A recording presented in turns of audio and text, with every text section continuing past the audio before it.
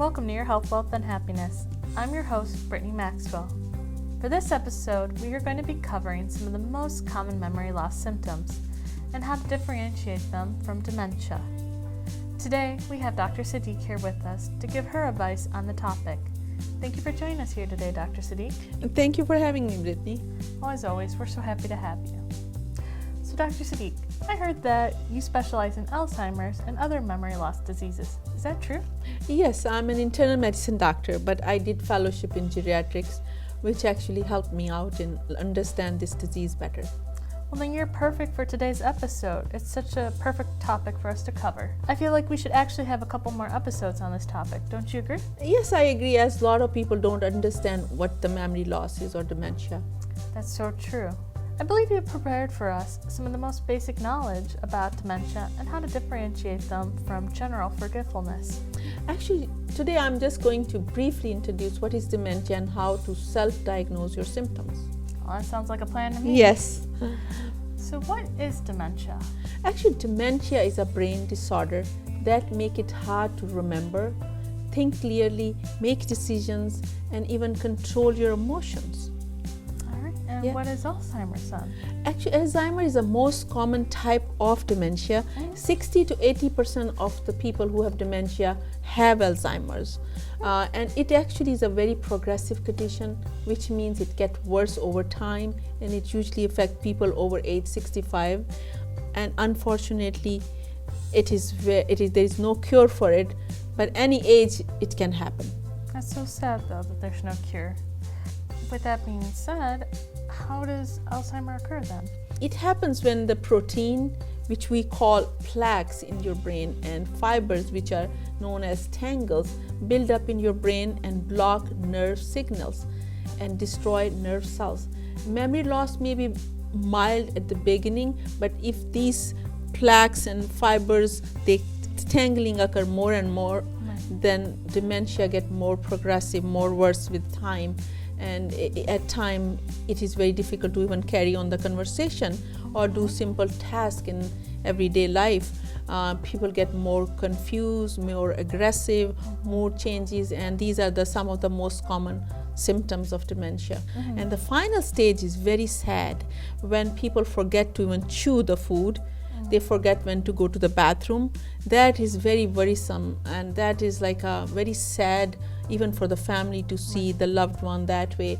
What happens is the brain is not sending the signals, because brain is all mushed up with those tangles and proteins and plaques, so there is no signal going and telling the patient drink the water or chew the food. That is why it is so important to diagnose this disease at an early age. If we diagnose at an early age, we can still slow the progression of the disease with these medications. Seek for the help at an early age. I totally agree. I've personally witnessed this with a few relatives of mine, and it's not pretty.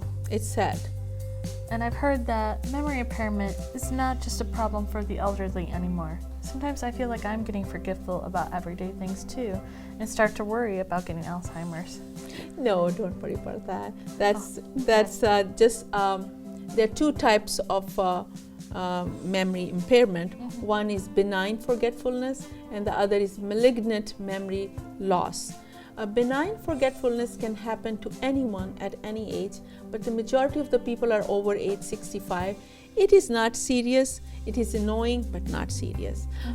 Benign forgetfulness is normal and can happen to anyone.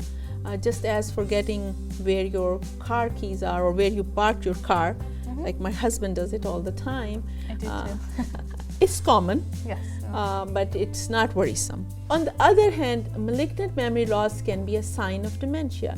It is crucial to know the difference, because if you discover dementia at an early age, you can actually slow down the progression, and you can take the medication which can help to slow down the disease process. Right. Well, with that being said, how can we determine the difference between dementia and benign forgetfulness? Actually, there are 4 ways to self-diagnose your symptoms. First, simple short-term memory loss. That's a very, very important point. If you cannot recall what you ate an hour ago or which TV program you saw an hour ago, that's a problem. What's our second sign then we should watch out for? Second is illogical forgetfulness. If you're actually forgetting your cell phone in the car or in the taxi, that's all right. But if you find your cell phone in a freezer, that is worrisome. Illogical forgetfulness. And the second is example for this is like if you forget your coat in your office, that's all right. But if you're not wearing coat in a weather snowing outside and you are without coat, that is worrisome. Not to mention you'll be freezing. Yes.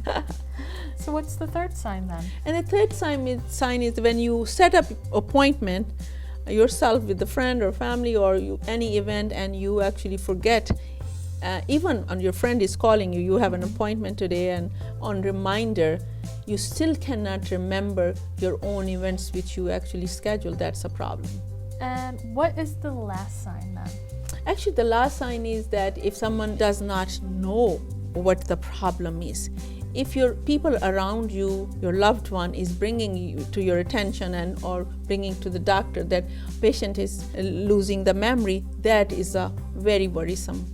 Family members or the loved one around the patient, please seek the doctor's advice. It is very, very important to take the patient to the doctor, as there are very simple tests available which we call mini-mental that can be done in 5 minutes or 10 minutes, and we can get some good answers. And with that test being said, are there any other recommendations that you could give to family members to help prevent dementia?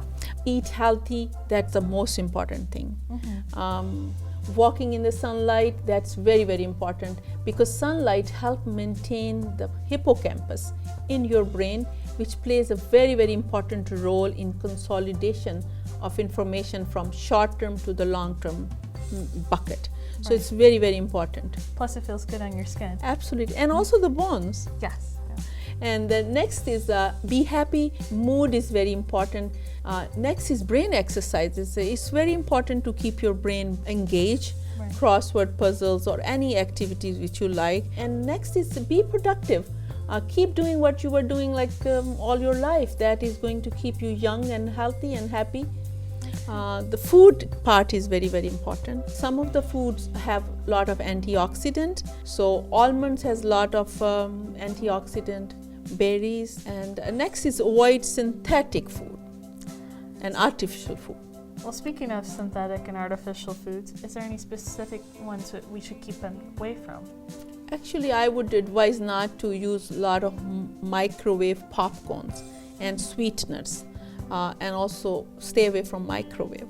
So rather cook it, don't nuke it. Yes, be healthy. All right. Well, I feel like this has all been so informative, Dr. Sadiq. I feel our audience has gotten a lot of knowledge from this episode. Thank you again for being here with us today. Thank you.